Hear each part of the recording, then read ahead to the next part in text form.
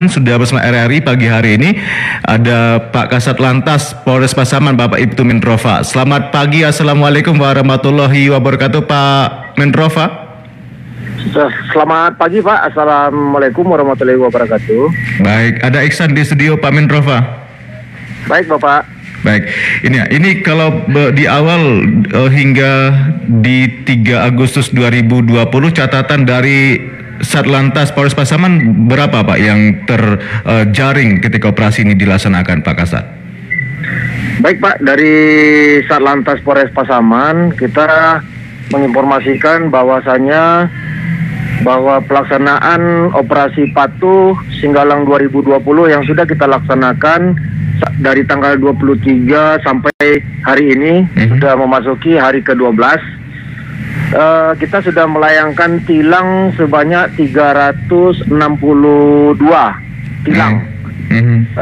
Kemudian dalam hal kegiatan penegakan hukum itu ada terdiri dari barang buktinya berupa SIM, kemudian STNK, begitu juga dengan kendaraan fisik kendaraan itu sendiri, Pak. Nah, 362 lebih banyak ke mobil atau motor, Pak?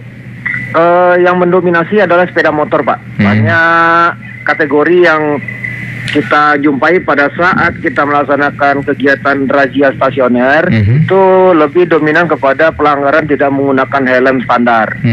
Kemudian yang urutan yang kedua ditempati oleh anak-anak di bawah umur.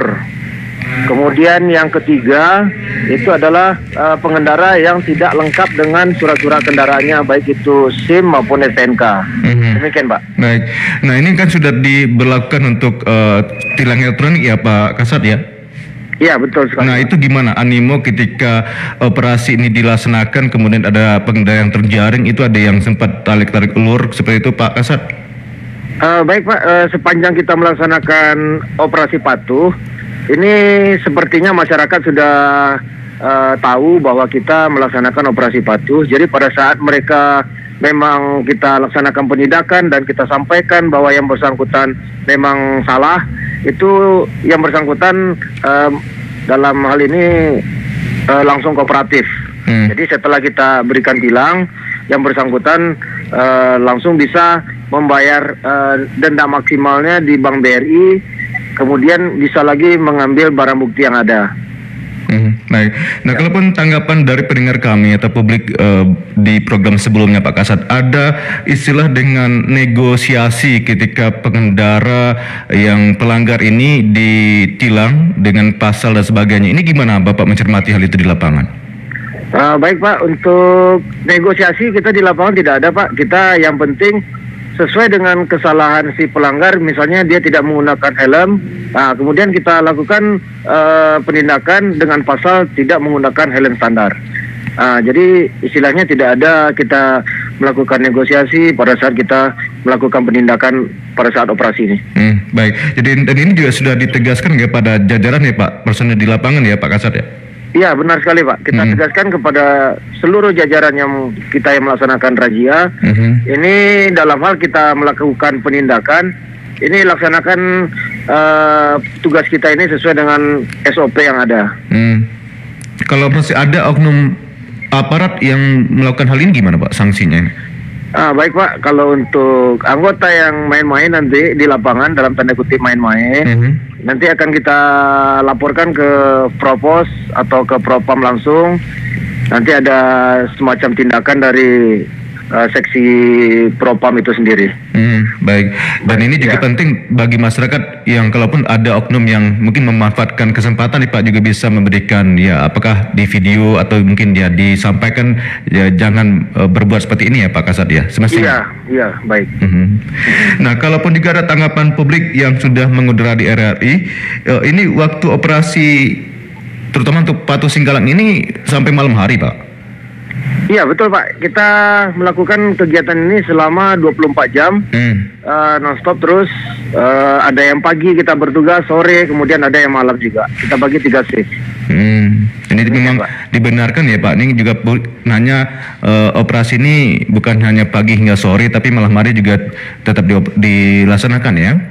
Iya Pak, kita juga di samping kita melaksanakan operasi ini, kita juga melakukan kegiatan razia itu dengan tujuan untuk menekan angka curanmor di wilayah hukum Polres Pasaman.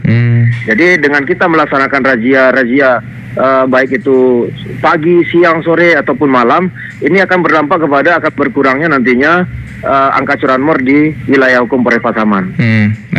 Nah ini penting ketika juga berkaitan dengan jalan raya ya Pak. Ini juga bisa diedukasi pendengar kami masyarakat di Sumatera Barat. Jalan apa yang bisa dilewati aparat? Contohnya mungkin masuk gang atau keluar gang atau jalan kecil. Nah, ini gimana? Aparat kadang-kadang juga kalau yang lewat kan jalan-jalan besar loh gitu, tidak jalan kampung. Ini gimana Bapak mencermati? Baik Pak, jadi untuk kegiatan razia kita ada dua sistem. Yang pertama kita laksanakan secara stasioner, kita memasang pelang, kemudian kita tempatkan personil di situ, mungkin sejumlah 10 atau 15 orang. Itu yang namanya kegiatan stasioner. Kemudian yang kedua juga ada sistem hunting. Hunting ini istilahnya kita melihat pelanggaran kasat mata yang langsung terlihat oleh petugas itu sendiri. Contohnya tidak menggunakan helm. Itu kan jelas itu tidak sudah jelas dia melanggar. Kemudian juga berboncengan lebih dari satu orang. Nah itu kan kasat mata Pak ya. Kemudian juga melawan arus, kemudian menggunakan handphone pada saat berkendaraan. Jadi pelanggaran-pelanggaran yang seperti itu yang akan kita tindak nantinya. Dan dibenarkan ya, kalaupun tadi dengan hunting tadi kelihatan ada pengendara yang tidak pakai helm, walaupun yang diboncengnya tidak pakai helm ya Pak, itu tetap bisa betul, dibenarkan Pak, untuk dikejar ya? Iya, kita melakukan penindakan dengan tujuan itu agar si pengendara itu juga memberikan helm kepada si pengendaranya, ke penumpangnya. Maaf, ya. Nah ini penting untuk sama-sama jangan sampai berkendara itu orang yang membawa motor yang pakai helm ya Pak, semuanya pakai helm. Sampai anak kecil pun harus pakai helm ya Pak Kasat ya. Siap. Karena pada saat setiap terjadinya benturan atau kecelakaan itu biasanya yang lebih parah orang yang ada di belakang, yang di boncengan. Itu makanya lebih banyak pada saat kejadian kecelakaan lalu lintas itu biasanya yang korbannya itu yang lebih fatal malah di belakang Pak.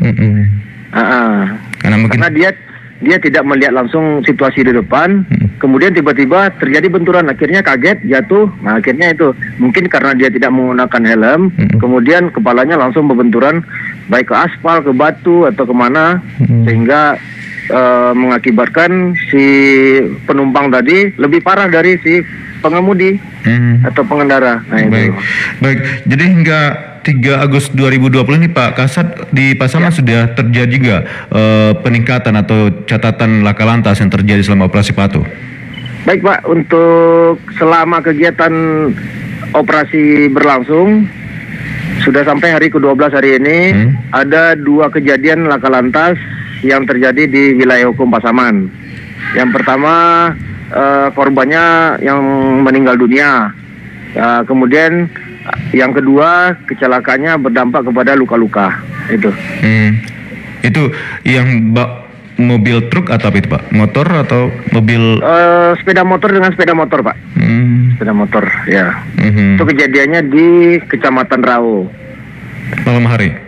Ya, malam hari. Itu apa yang paling banyak motifnya atau modusnya Pak? Apa memang kelelahan atau ada hal lain? Ini kita lihat kemarin sesuai olah TKP kita di lapangan, itu lebih kepada kelalaian si pengendara itu sendiri. Nah ini juga menjadi catatan penting ya Pak, ketika operasi Patuh juga petugas pun harus memberikan arahan itu kepada masyarakat yang melintas ya Pak ya? Iya betul Pak.